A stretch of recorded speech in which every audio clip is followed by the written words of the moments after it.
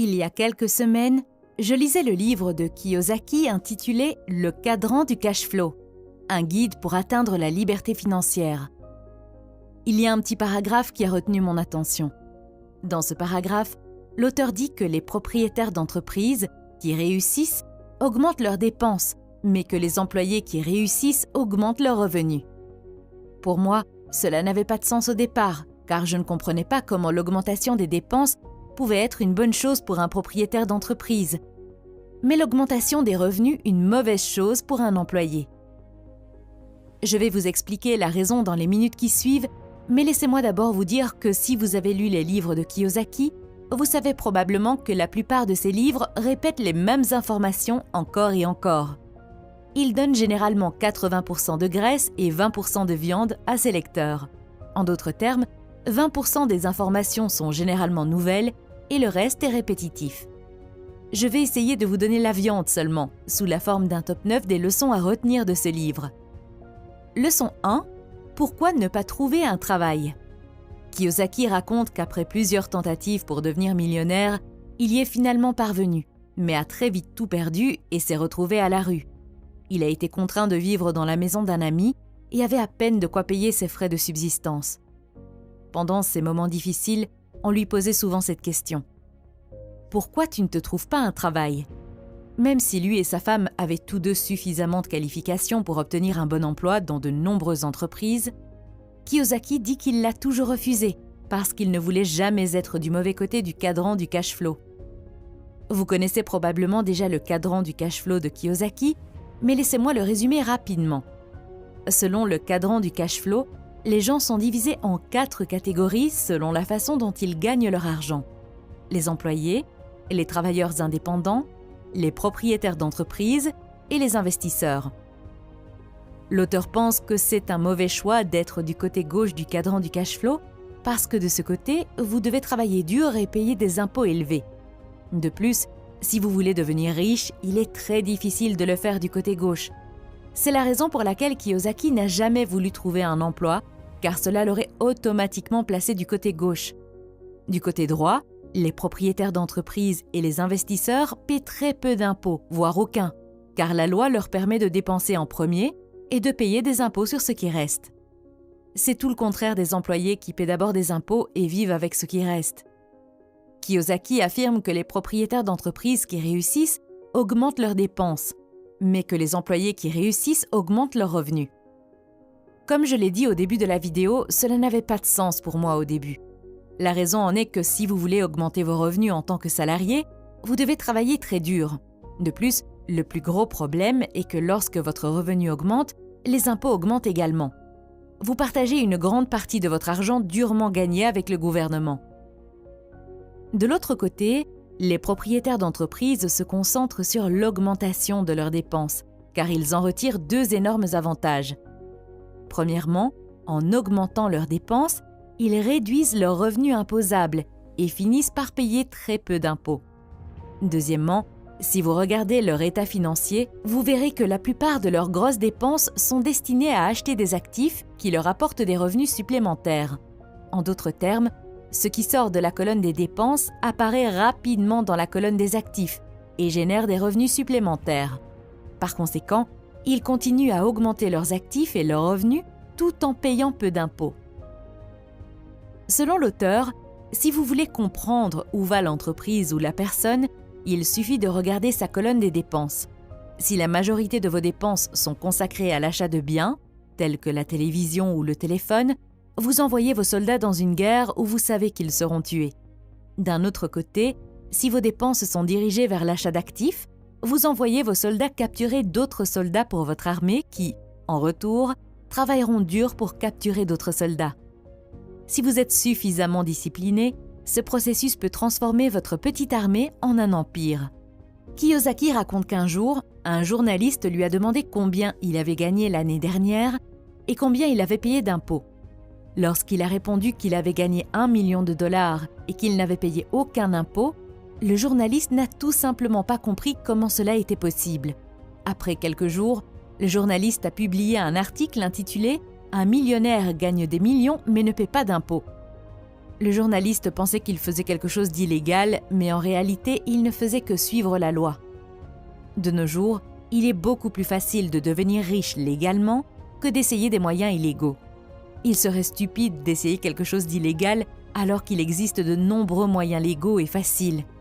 Si vous voulez passer du côté gauche au côté droit, vous devez comprendre que chaque cadran est comme un pays différent où les gens parlent des langues différentes. Avant de vous déplacer, vous devez vous éduquer et apprendre la langue de ce cadran. Si vous parlez à un employé du cadran de gauche, vous constaterez que son vocabulaire principal est constitué de mots tels que sécurité de l'emploi, avantages sociaux, revenus élevés, pension, chèque repas, etc. Cependant, si vous parlez à un investisseur, vous vous rendrez rapidement compte qu'ils n'utilisent pas ces mots.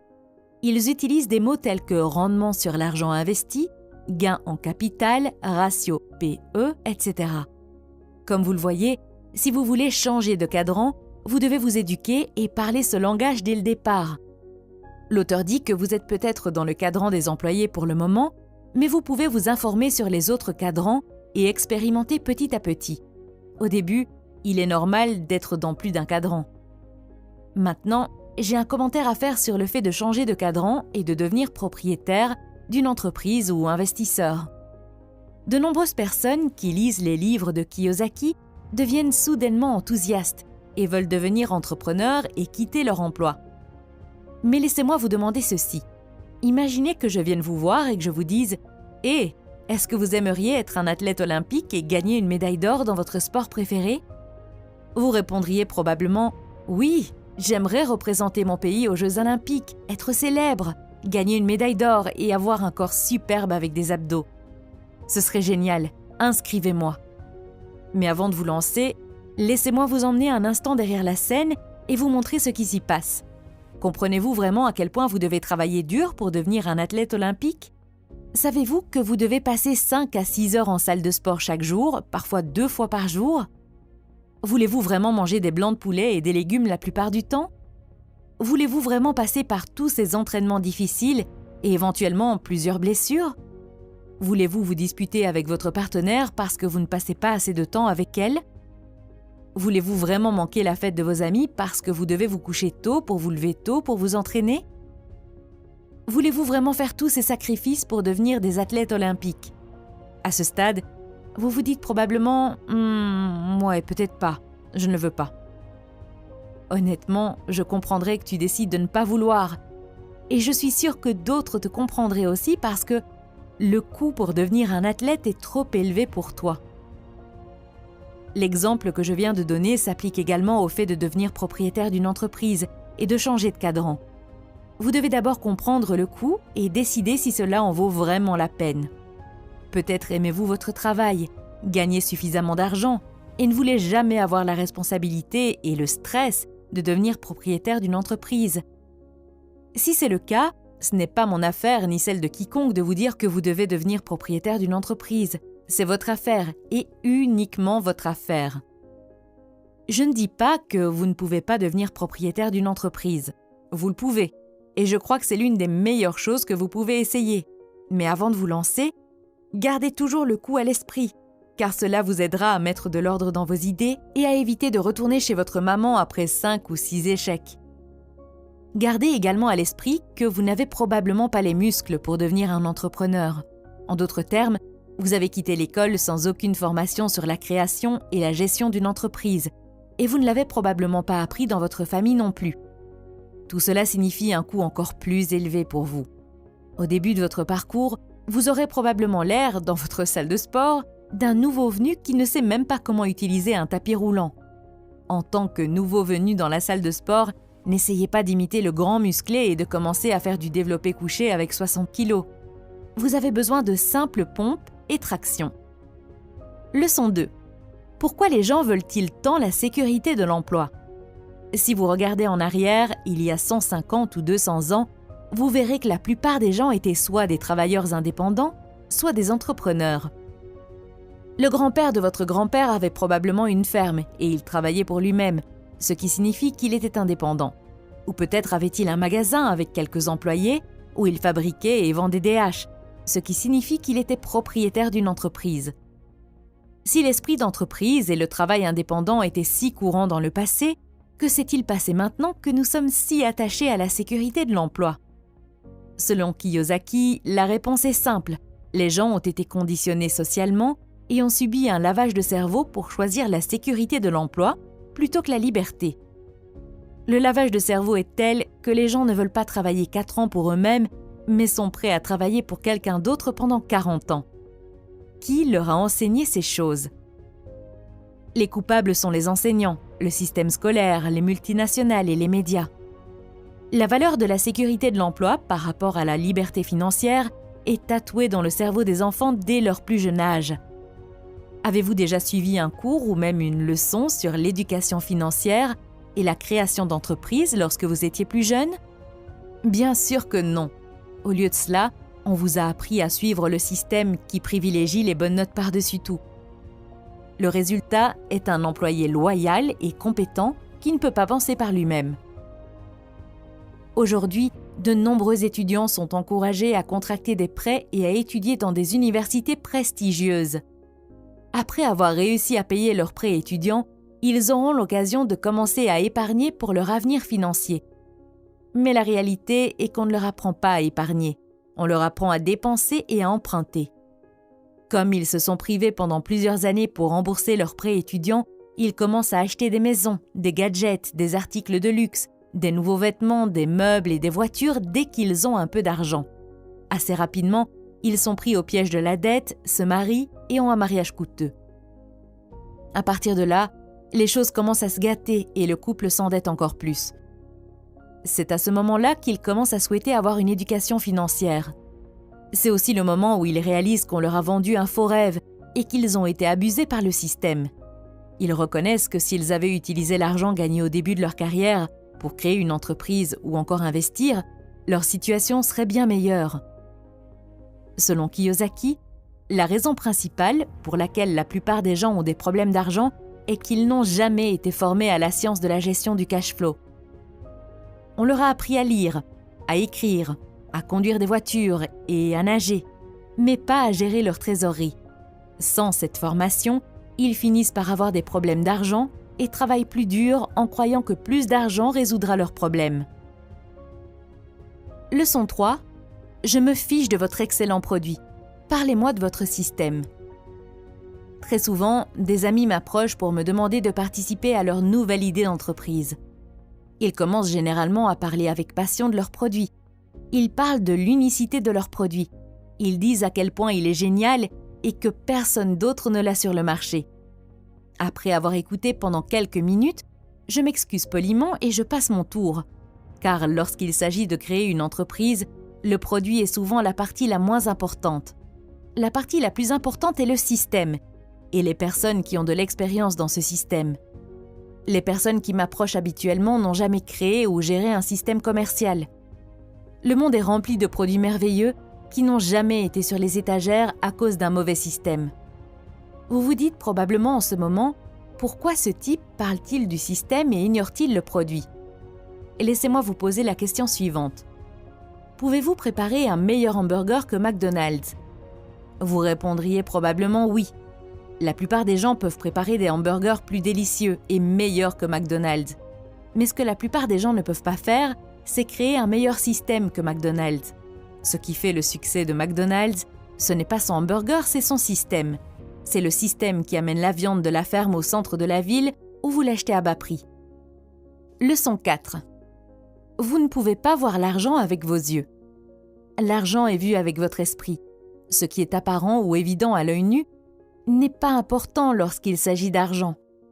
La personne moyenne a 95% d'yeux et seulement 5% d'esprit lorsqu'elle investit. Si vous voulez voir l'argent, vous devez entraîner vos yeux à n'être que 5% et votre esprit à être les 95% restants. S'il y avait des tas d'argent dans la rue, les gens courraient pour en prendre le plus possible. C'est parce que leur niveau d'intelligence leur permet de savoir facilement comment voir et saisir ce qui se trouve physiquement devant eux. Malheureusement, lorsqu'il s'agit d'intelligence financière, la plupart des gens ont un QI faible. Pour tirer parti des piles d'argent virtuelles du système financier, il faut un haut niveau d'intelligence financière que la plupart des gens ne possèdent tout simplement pas. Ils n'ont aucune idée de la façon dont ils peuvent saisir l'argent qui se trouve juste devant eux. La clé pour commencer à avoir l'argent commence par l'intelligence financière. Par exemple, si un médecin dit « votre systolique est de 120 et votre diastolique de 80 », est-ce bon ou mauvais? Est-ce tout ce que vous avez besoin de savoir pour votre santé? La réponse est évidemment négative, mais c'est un début. C'est la même chose que de dire « le ratio PE de mon action est de 12 ». Est-ce tout ce que j'ai besoin de savoir pour ma richesse? Là encore, la réponse est non, mais c'est un début. L'intelligence financière commence par l'alphabétisation financière, et l'alphabétisation financière commence par la compréhension des mots et des chiffres financiers. Kiyosaki dit qu'il n'est pas d'accord avec ceux qui disent « il faut de l'argent pour faire de l'argent ». Selon lui, la capacité de gagner de l'argent sans argent commence par la compréhension du langage de l'argent. Comme disait toujours le père riche, si l'argent n'est pas d'abord dans votre tête, il ne collera pas à vos mains. Si vous voulez augmenter votre intelligence financière, l'auteur recommande de jouer le jeu du cash flow. Je ne peux pas dire s'il s'agit d'une fraude ou non, mais j'ai trouvé son jeu très utile. Il y a plusieurs choses que je n'aime pas chez lui, mais je dois admettre qu'il a de bonnes informations dans ses livres, surtout dans le premier livre, Père riche, Père pauvre. Ce livre a changé de nombreuses vies pour le meilleur, et c'est quelque chose que vous ne pouvez pas ignorer. Leçon 5. Trouvez des mentors. Le mentor est la personne qui est assise au sommet de la montagne, mange des oranges et se moque de vous pendant que vous marchez, vous grattez la tête et réfléchissez à la manière de grimper au sommet de la montagne. Le bon mentor peut vous faire gagner des années en vous aidant à éviter des choses que vous ne devriez pas faire en premier lieu. L'auteur affirme que même les athlètes olympiques médaillés d'or, qui sont au sommet de leur art, ont des mentors, mais que la personne moyenne n'envisage même pas d'avoir un mentor. Choisissez vos mentors avec soin. Assurez-vous qu'ils mangent ce qu'ils cuisinent. Leçon 6. Connaître la différence entre un actif et un passif. Lorsque la banque vous accorde un prêt hypothécaire pour acheter une maison, elle vous dit que votre maison est un actif. Elle ne vous ment pas, mais elle ne vous montre pas non plus le tableau complet et ne vous dit pas à qui appartient cet actif. Votre maison n'est pas un actif, c'est l'actif de la banque. Si vous ne le croyez pas, regardez le bilan de la banque et vous verrez de quel côté il est placé et à qui va le cash flow. Aujourd'hui, il y a beaucoup de confusion sur ce qu'il faut appeler un actif et ce qu'il ne faut pas. En comptabilité, beaucoup de choses sont enregistrées comme un actif, mais en réalité ce ne sont pas des actifs. Kiyosaki a une formule simple pour identifier si les choses sont des actifs ou non.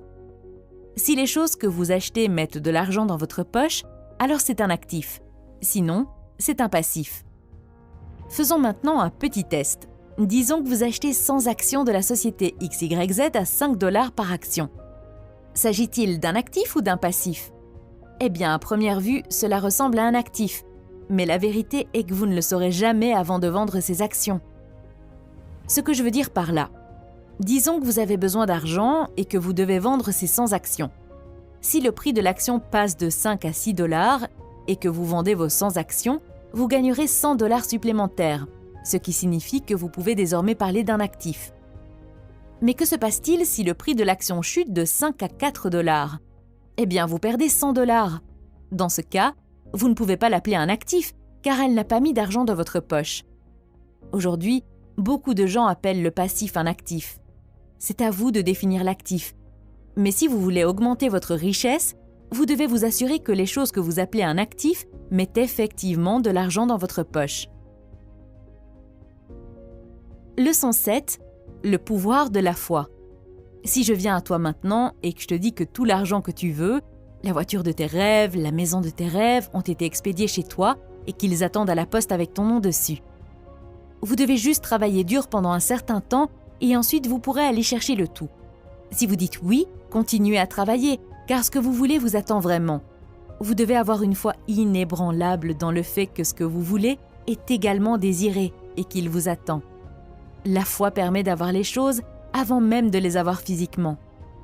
Les personnes qui réussissent ont une foi solide, même lorsqu'elles sont sans abri et dorment dans la rue, car elles croient fermement que ce qu'elles veulent est déjà au bureau de poste et les attend. Leçon 8. Comment pouvez-vous voir votre avenir? Veux-tu que je te raconte ton avenir? Parlez-moi des 5 personnes avec lesquelles vous passez le plus de temps et je vous dirai comment sera votre avenir. Voici un bon exercice à faire.